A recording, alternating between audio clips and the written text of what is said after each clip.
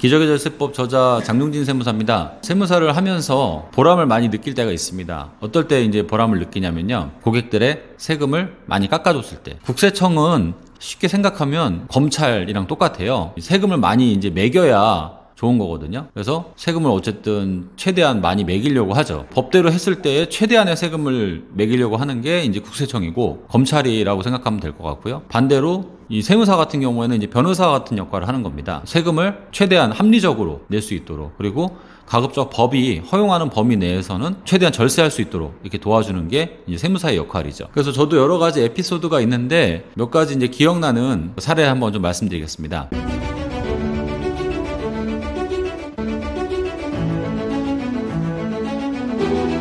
첫 번째로 기억나는 사례가 상속세 때문에 이제 조세 심판원에 간 사례예요. 이제 상속세 같은 경우에는 이제 고인이 돌아가셔가지고 재산에 대한 세금을 내는 건데요. 돌아가신 분은 이제 할아버지셨습니다. 이제 할아버지께서 이제 80대가 되셔가지고 돌아가셨는데, 문제가 된 거는 뭐냐면 돌아가시기 전에 한 10년 전에 그 집을 공동명의로 한 겁니다. 그거를 이제 증여세 신고를 한 거예요. 10년 안에 증여한 거는 상속재산에 포함되게 돼 있습니다. 그렇기 때문에 상속세를 또 내야 되는 겁니다. 그러니까 상속세가 그 당시 3천만 원 정도 나왔어요. 그래서 할머니께서는 할아버지하고 같이 이제 그 당시에 쌀가게를 하셨고 이제 평생 맞벌이 하셨거든요. 평생 같이 벌고 자녀들도 한 3명인가를 양육을 하고 맞벌이도 했는데, 공동명의 하면서 증여세 신고를 했기 때문에 내가 왜 세금을 내야 되냐, 나도 같이 반반 벌었는데 왜 나만 세금을 내야 되냐, 너무 억울하다, 나도 그동안에 집안에 공도 있고 또 수입도 있었다, 그렇기 때문에 억울하다, 그런 부분은 이제 되게 피력하셨어요. 그래서 결론은 이게 부부의 공동재산이기 때문에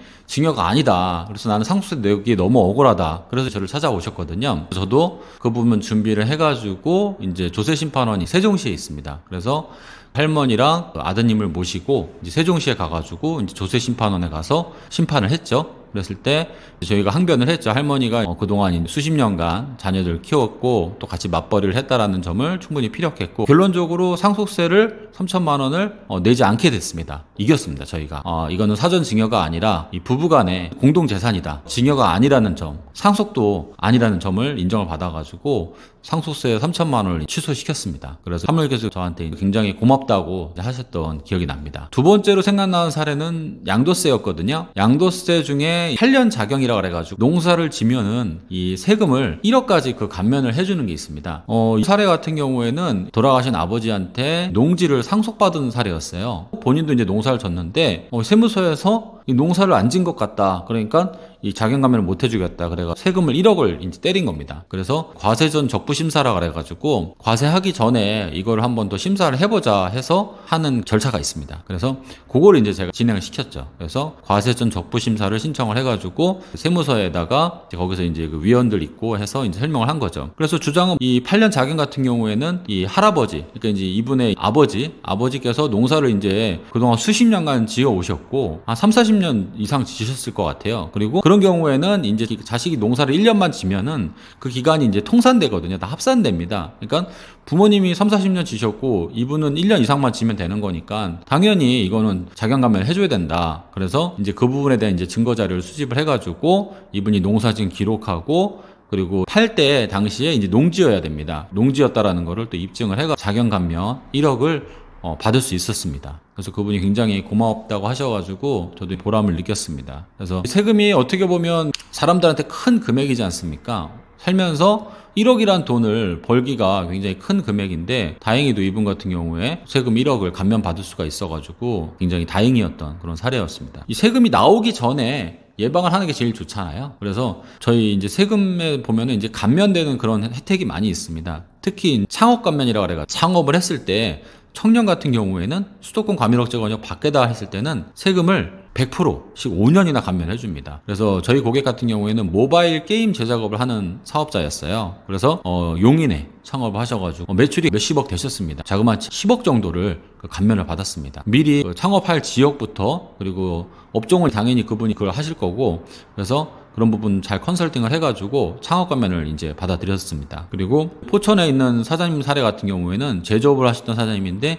이분이 사업이 굉장히 빨리 확장이 되고 매출이 빨리 늘어났어요. 그래서 고용증대 세액공제라고 있습니다. 이거는 직원을 채용했을 때 한 명당 최대 1,200만 원까지 이제 세금을 깎아주는 겁니다. 그래서 3년 동안이나 깎아주거든요. 그래서 이분 같은 경우에는 직원 3명을 채용하셔가지고 거의 3년간 1억의 세금을 공제를 받았습니다. 그래서 세금을 굉장히 많이 절세할 수 있었던 그런 사례가 있습니다. 이 밖에도 많은 사례가 있는데요. 세무사로서 일하면서 이 고객분들, 납세자분들이 잘 모르시는 이 세법을 잘 적용을 시켜가지고 이제 억울한 세금을 내지 않게 도와드리고, 또 그러한 세금이 나오기 전에 미리 감면이라든가 공제 같은 거를 잘 챙겨드리는 게 저는 이제 세무사의 역할이라고 생각을 합니다. 아까 처음에 말씀드렸지만 국세청은 이제 검찰의 역할, 이 세무사 같은 경우에는 변호사의 역할로서 납세자들이 정확하고 법에 맞는 그렇게 절세할 수 있는 그런 부분들 지켜드리는 게 저희 역할이라고 생각을 하고요. 저희 유튜브 구독자님들도 세금에서 어려운 부분이 있을 때, 또 이제 복잡하거나 갑자기